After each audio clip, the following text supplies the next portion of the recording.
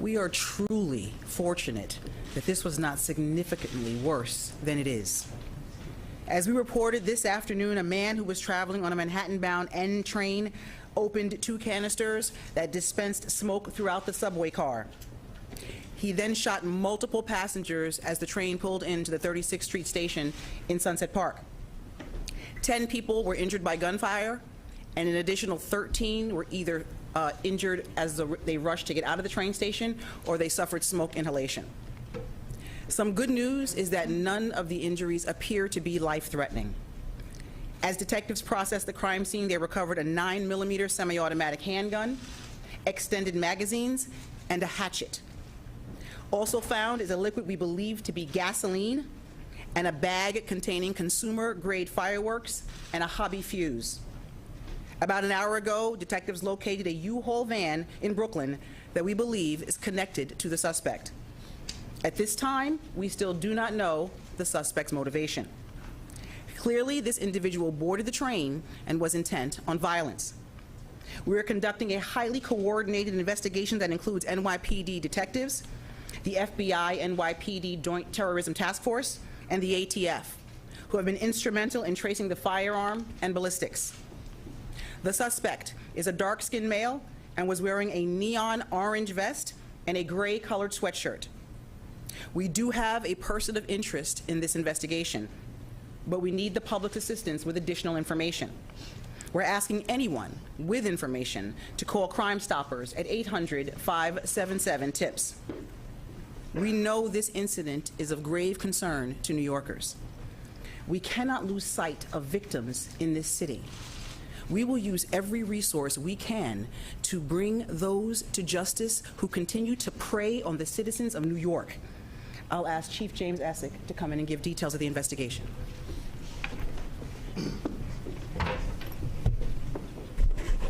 Good evening, everybody. Today at 8:24 a.m., aboard a Manhattan-bound N train, 10 people were shot, 7 males, 3 females, and they were removed to area hospitals. An additional 13 people suffered injuries related to smoke inhalation, falling down, or a panic attack. The information I'm about to give you is preliminary, and it's subject to change right now. As that N train was between stations 59th Street and the 36th Street stations, seated in the second car in the rear corner was a dark-skinned male. Various descriptions of his height are given. He is heavy-set, wearing an orange-green nylon-type construction vest. He also had on a gray hoodie, a surgical mask, and a neon green construction helmet. As the train approached the 36th Street station, witnesses state the male opened up 2 smoke grenades, tossed them on the subway floor, brandishes a Glock 9mm handgun. He then fired that weapon at least 33 times, striking 10 people. The male then fled the scene, and detectives are actively trying to determine his whereabouts. Recovered at that scene was a Glock 17 9mm handgun, 3 extended Glock-type magazines. 1 was still in the weapon, 1 under a seat, and 1 in a backpack. We had 33 discharged shell casings, 15 bullets, 5 bullet fragments, 2 detonated smoke grenades, 2 non-detonated smoke grenades, a hatchet, a black garbage can, a black milk-type style rolling cart, the gasoline, and a U-Haul key. The U-Haul key at the scene led us to the recovery of a U-Haul van a short while ago in Brooklyn. The male, who we believe is the renter of this U-Haul in Philadelphia, is a Frank R. James, male, 62 years old, with addresses in Wisconsin and Philadelphia. We are endeavoring to locate him to determine his connection to the subway shooting, if any. The 2 crime scenes, the subway and the van, are very active and are still being processed. We are asking for anyone's help with information, cell phone video, witness information, or if they can identify the perpetrator or the renter of this vehicle, to call Crime Stoppers at 1-800-577-TIPS. There is a $50,000 reward out right now. $25,000 from the New York City Police Foundation, $12,500 from the MTA, and $12,500 from the TWA Local 100. I just want to assure everyone that we in the NYPD have all our resources working this, along with our partners in the FBI and the ATF, to find this perpetrator. With that, I'd like to turn it over to Mike Driscoll. We're gonna The go mayor? back to Okay. the mayor. Okay. Assuming we've resolved that issue.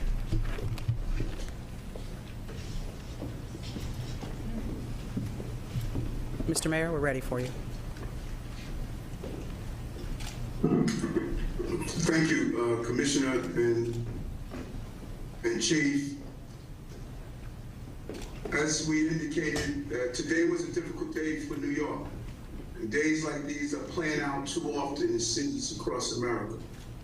As mentioned this morning, we witnessed an act of violence and evil in the heart of Brooklyn, where a shooter attacked a subway car full of innocent people at the 36th Street station.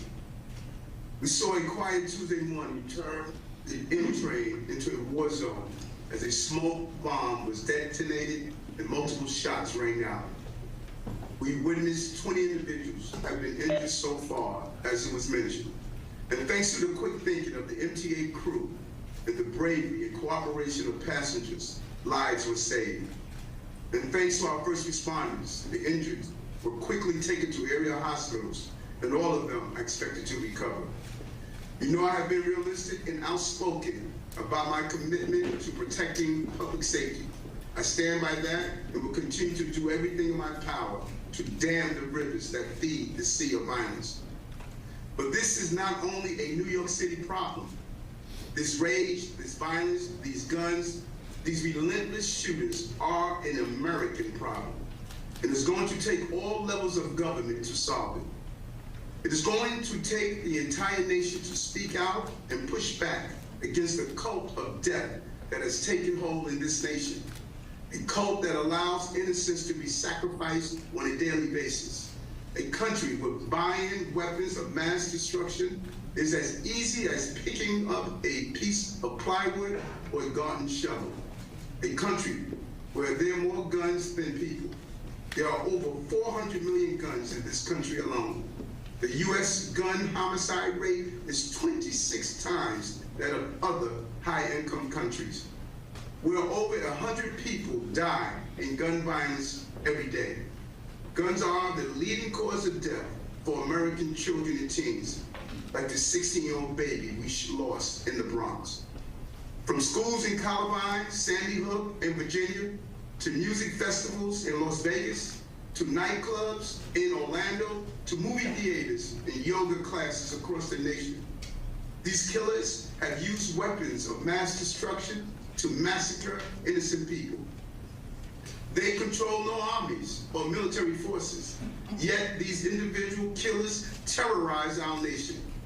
I've often said that this city is not going to adapt to dysfunction. Ending gun violence means changing gun laws. We cannot clean up a flood when the water is still pouring into the basement. And we can never stop the killing if we cannot stop the guns.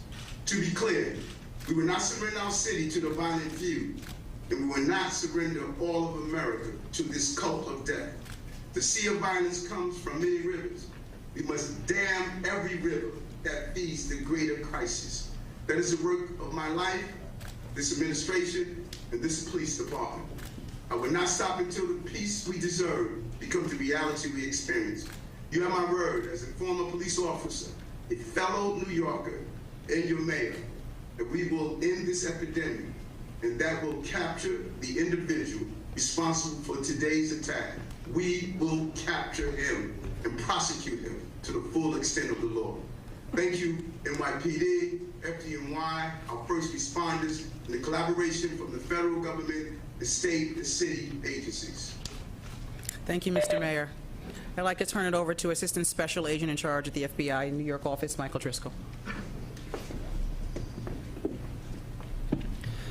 Thank you, Commissioner. I want to start by expressing our hopes and prayers that the victims of this event will enjoy a quick recovery. They are our primary focus right now. I also want to echo the thanks for the partnership to the NYPD, the ATF, and all the partners who are contributing to this investigation. Right now, the FBI NYPD Joint Terrorism Task Force is fully engaged with this investigation, providing assistance through manpower, technical assistance, and basically everything we can throw at it. We expect the process to be a long one as we gather all possible information to track down all possible leads. And I would encourage you, as it was mentioned earlier, to please reach out to the NYPD tip line at 1-800-577-TIPS. And I would also add, as frequently the case in many of our current investigations, everyone's got a cell phone in their pocket. There's a lot of video out there. If you have digital information that you'd like to share with us in connection with this investigation, please visit fbi.gov/Brooklyn shooting, where you can upload that information. So we are seeking the public's help. You heard mentioned before of a name of possible interest. Videos would be particularly helpful, or any other additional witnesses who have yet to come forward that can provide information that might help this investigation. So thank you for your participation, and I thank everyone for their partnership in the course of the investigation. Thank you.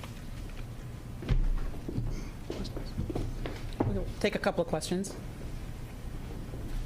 Commissioner Sewell, is it the belief that he fled on foot after abandoning the van, or not? We are not sure where he went at this point. That is subject to investigation. We have a number of resources that are combing on foot and doing video canvases as well to determine where he went. Commissioner, you posted videos online talking about being a victim to the mayor's mental health program. Can you talk to us about this? Do we know to the department? So based on some preliminary information, there were some postings possibly connected to our person of interest where he mentions homelessness, he mentions New York, and he does mention Mayor Adams. And as a result of that, in an abundance of caution, we're going to tighten the mayor's security detail. So just to be clear, so this person, Frank James, he's not the person of interest that is in custody at this moment? I'm going to have him answer that.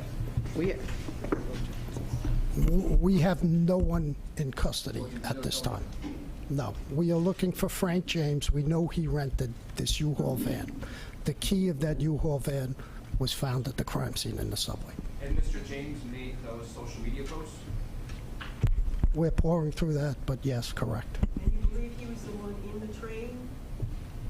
Is that correct? We are looking to determine if he has any connection to the train. We know Mr. James rented that U-Haul truck in Philadelphia. And Mr. James made those threats online that the commissioner was just speaking about? Okay.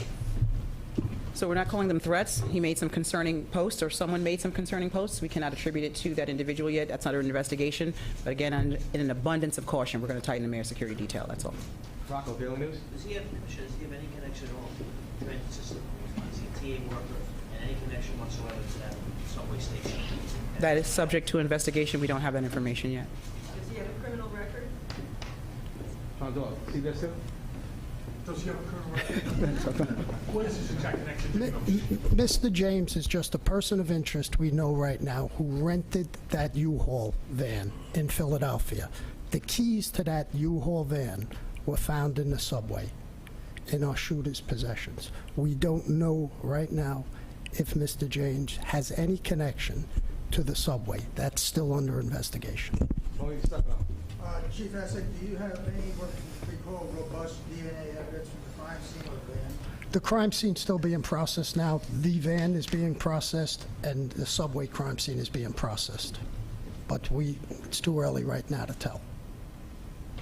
City, Katie? Can you explain where this U-Haul was located? Was it nearby? And also, I know you said you're investigating these videos, but can you confirm that it was him in the video or people that he knows? We're just trying to make that connection. The video, the YouTube videos and the videos on there's a man who posted there, Frank James. We're still working to see if that's our person who rented the video. And where was the U-Haul located? Kings Highway in Brooklyn. Kings Highway, what intersection? 30 West 4th and Kings Highway. Is there anything more you can tell us about the content of the posts? And I know you said it wasn't a direct threat against the mayor. Can you tell us anything he said about the mayor that caused you to bring up the security detail? There were general topics of concern, and I don't want to go into too many details about the mayor's security detail. We're just doing it just to be on the safe side. And just any other details about homelessness? You mentioned that you posted about homelessness. Complaints about homelessness, complaints about New York, nothing in general. I'm sorry, just general comments that cause us some concern that are subject to investigation at this point. Next question. Why were there no working surveillance cameras in the station? Why did police radios not work in the station? And how much did those factors hamper this investigation? Yeah, we know that there were 3 stations that the video wasn't working. We're still investigating that to see why or how those, whether it was a mechanical problem, electrical issue, why those videos weren't up. The police radios? There was no issues with police radios in this. Reports that one of the first officers on scene said his radio wasn't working, and he told one of the teenagers there to call 911. Yeah, so patrol officers, so officers who work topside, if you will, in patrol precincts, when they go down the station, they have to switch frequencies. It's a UHF versus VHF. So if they didn't switch the radio over to the VHF frequency, they would not be able to transmit down in the subway station. So it's user error. It wasn't a problem with the actual radio. Bloomberg News. How many officers are assigned to the 36th Street station, and were there any officers in the station at all? So we don't typically assign officers to subway stations. Officers patrol on a rotating basis. They ride trains, they come out, they patrol the stations. Patrol officers from the precincts stop, go down, they do station inspections. We've been doing that since January, so that station was patrolled several times today. There were no officers present in the station at the time of the shooting, but it had been patrolled several times on this calendar date prior to the shooting in the early morning hours. Next question. What do we know about Mr. James and his local ties to New York City? Timmy? We know Mr. James has addresses in Wisconsin and Philadelphia. As far as New York, it's still under investigation, but he's just a person of interest right now in this case. Is it clear when he entered the station, and is he on video anywhere after the fact? We know the shooter was entered the station on Kings Highway. So we're asking for anybody who knows from Kings Highway to 35th Street is 8 stops. Anybody who sees him with any information, please call Crime Stoppers. When was James last seen? Is that clear? Is he on video at all? We literally have hundreds of detectives out in the field right now pouring through video at train stations, the egresses, the recovery sites of the vehicle. So we hope to have clearer pictures of who we believe is the shooter. 2 more questions. CNN. About the weapon that was recovered, has that been traced back to Mr. James at all? And is there any likelihood that, or how confident are investigators that he is the same person that pulled the trigger today? As far as pulling the trigger, that's still under investigation. As far as the firearm is concerned, we know it's not part of a multi-sale. We know it's not stolen. We're working with our partners in the ATF to track back to the point of sale and then move forward on that gun. Last question. Your physical description of James, does it match the description that's already been put out today? Again, as I said, there was 2 smoke grenades thrown. We have various descriptions of height. I gave the description out of the man with the vest. We're looking through all possible leads on our person of interest. I think if you look at our social media, you'll see 2 photos of the person of interest. All right, thank you very much. Thank you, everyone. Thank you.